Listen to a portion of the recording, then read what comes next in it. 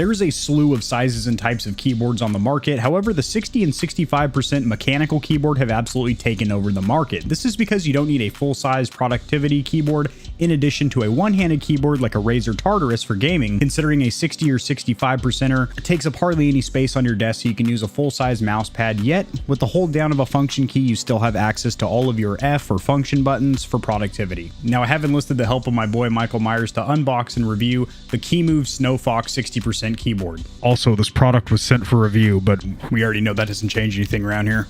Let's get this thing.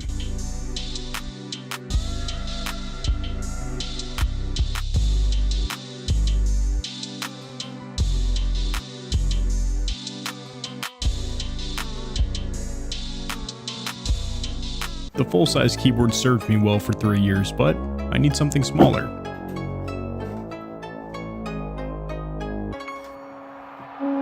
I needed something small, and I'm not talking about my knife.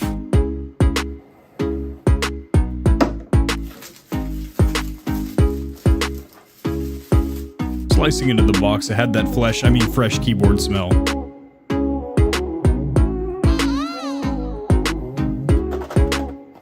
Yeah, that's right. Plastic, bitch.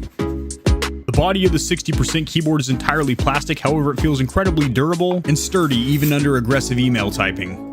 The USB-C cable is a long boy, around a 6-footer and strong enough to be used as garrote wire. The two included keycap pullers make removing the stock caps easier than picking your weapon of choice. The switches are hot swappable Gaterons, and these ones are equipped with the blues. I mean, I don't have the blues, I'm slashing my way to happiness. On the bottom, you've got 4 rubber feet with more grip than LeBron's shoe soles as he snaps ankles on the court. My initial typing impression between the keystrokes as well as the keycaps felt absolutely phenomenal. I was typing this message to your sister on MySpace, and everything felt as it should, with a good fluid resistance and activation of the switches as well as a crisp rebound. And for stock keycaps, these things held my fingertips like butter. The spacebar feels absolutely phenomenal. I would give it an A+, maybe even an S tier, as the stabilizers are incredibly even. You could literally press this spacebar with one of Freddy Krueger's fingers and you're gonna actuate the switch. Not to mention, it is an incredibly fluid and smooth press. Enter tab and caps lock also feel phenomenal. However, the left and especially right shift do have a little bit of wiggly McWiggle. One of the dopest features of the 60% keyboard is the fact that you have 3 onboard Bluetooth profiles, meaning you can be paired up to 3 separate devices and instantly change on the fly. So if you have a desktop, a laptop, and a tablet that all support Bluetooth keyboards, you can literally stay paired to all 3 of them. As for connectivity, you have high-speed Bluetooth 5.0 connectable to Mac, PC, or any device that supports Bluetooth. And of course, you have the option to go wired with the USB-C cable. You have a long battery life with a 3000 milliamp hour battery. Alright, Stallions, I've been using the KeyMove 60% keyboard for about 3 days now, and I have some thoughts I'd like to share with you guys. By the way, if you're interested in this keyboard, this t-shirt, the mask I was wearing, or basically any of the decorations in my room, those are all linked in the description below.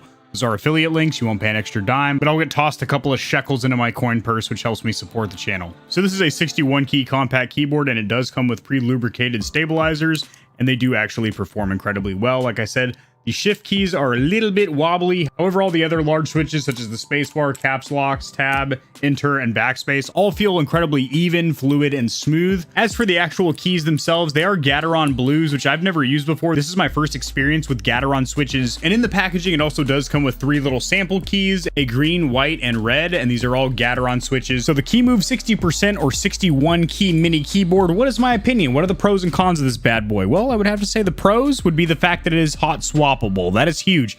And even though it comes with Gateron switches and that is all you were able to get out of the box, OEM, you can swap it with cherries or basically any other switch that you might like. So that's kind of nice. Of course, it has universal keycaps. I mean, I think every keyboard does. You can just pop them off and pop on some PBT pudding caps or something like that. But the fact that this is also Bluetooth with 3 swappable profiles, that's really cool. I had my tablet, my Windows 10 gaming PC, as well as my MacBook Pro all on different profiles, and I was able to instantly just swap between them instead of having to disconnect and relink to each one. I thought that was incredibly convenient. Also, I really do like the RGB modes. Now, RGB is hit and miss with a lot of devices, especially in the lower price point bracket, I would say, but these look incredibly good. And the fact that you don't need a software program on your PC to operate them is also cool. It's all on board, and I like that. This does come with Gateron Blue switches right out of the gate, and I've never tested Gateron switches. I was actually really satisfied. They were very clicky, very tactile. They felt very similar to the Razer Greens that I have, the Razer Tactile Greens, they call them. The Razer Black Widow Elite that I've been using for about 3 years now as my general productivity / gaming keyboard,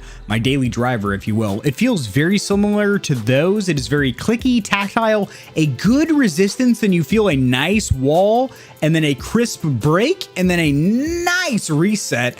It just feels good. I did do a couple of typing tests, such as 10fastfingers.com, and I was getting literally the same words per minute as I was on my full-size keyboard over here. And also, I do like the fact that it is compatible with both Mac and PC.